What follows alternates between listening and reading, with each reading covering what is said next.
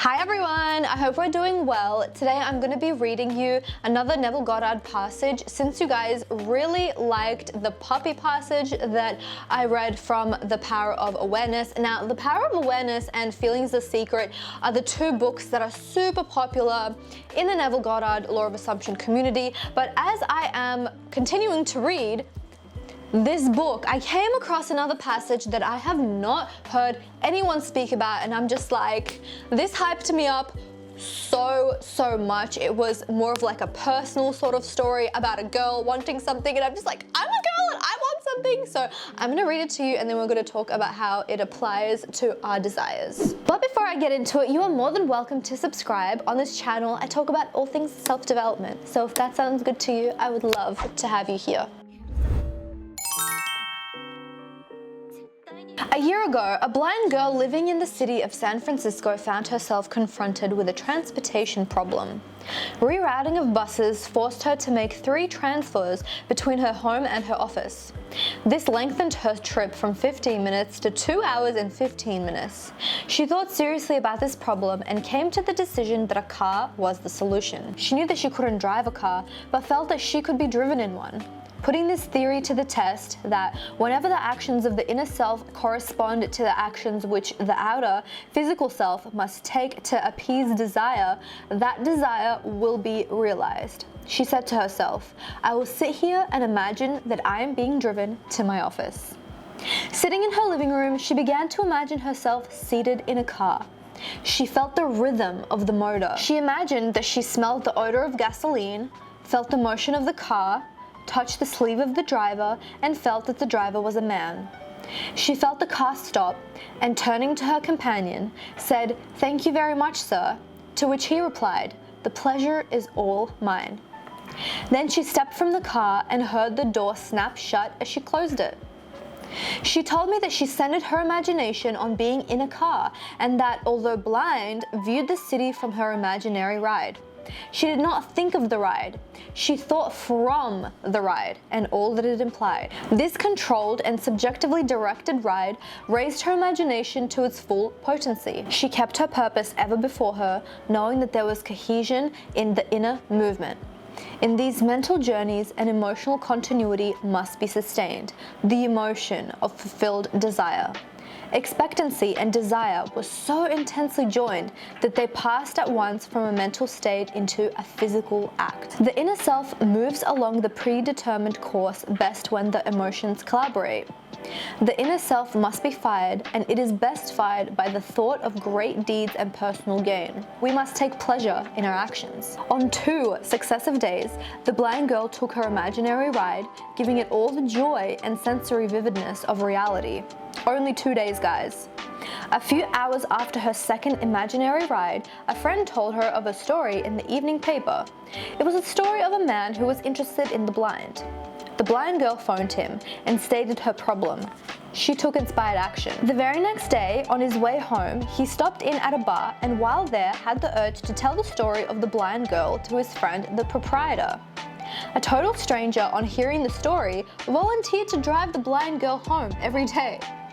The man who told the story then said, "If you'll take her home, I will take her to work."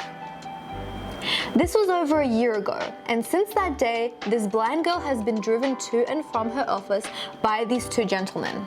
Now, instead of spending 2 hours and 15 minutes on 3 buses, she is at her office in less than 15 minutes.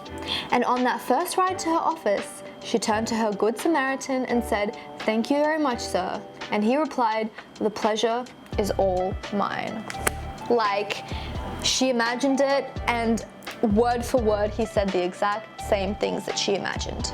That's insane. So what can we take from this story? First of all, it took her 2 days. That is insane. Secondly, what she imagined came to fruition so precisely, word for word, that it just blew my mind. We need to really feel what it will be like to have this thing, and we need to feel it from having it, not of having it. What's the difference? From means I am a blind girl right now, and I am being driven by 2 men every single day. Even though That wasn't the case for her right now. She is visualizing in the state of already having that happen to her now. She's not thinking or feeling or visualizing of it. So she's not, I am this girl who is using transportation, it's taking me 2 hours to get to work, and I am visualizing that I'm feeling that I have it right now. There is a difference. You are, as someone who is being driven, thinking about being driven and how amazing it feels. Not, oh my God, I want this thing, I'm desiring it, let me now think of how it will feel like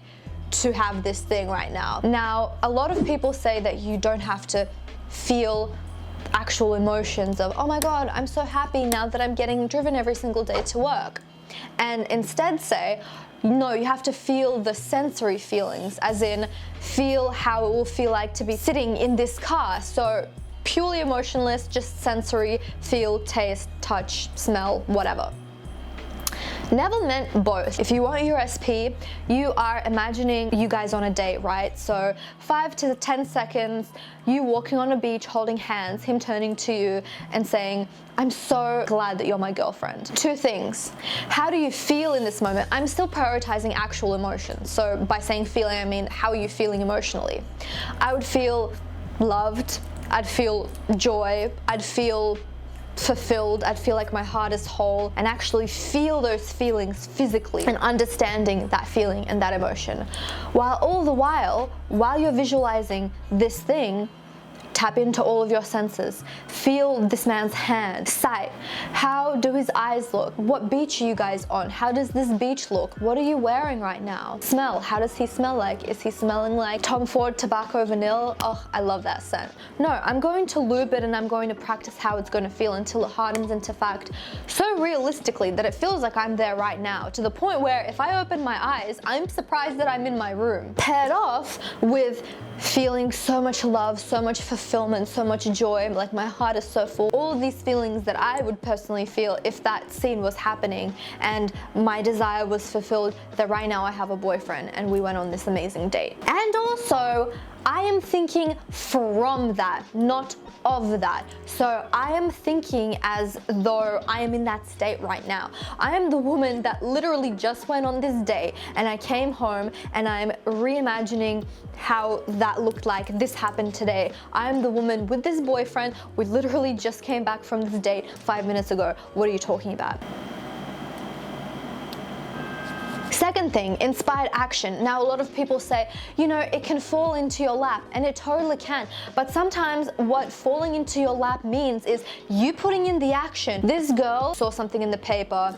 She called him because he was interested in blind girls. That was inspired action. She did pick up the phone, she dialed it, and she did say hello, and she introduced herself, and she talked. When you're doing something like that and it is inspired action, that doesn't really feel like action. It just feels like the next natural step. It will feel like more action if you didn't do this thing, right? So that's what is inspired action. It's something that is like the next logical, natural step. Like, of course I'm going to be doing this. When I manifested losing weight, being fit, going to the gym felt like the next natural step. It was so easy for me. When I didn't manifest that and I was going to the gym, doing even less work, going less amount of times, felt so draining to me. Felt like I was going upstream. I'd go home and I would literally sleep for the rest of the day.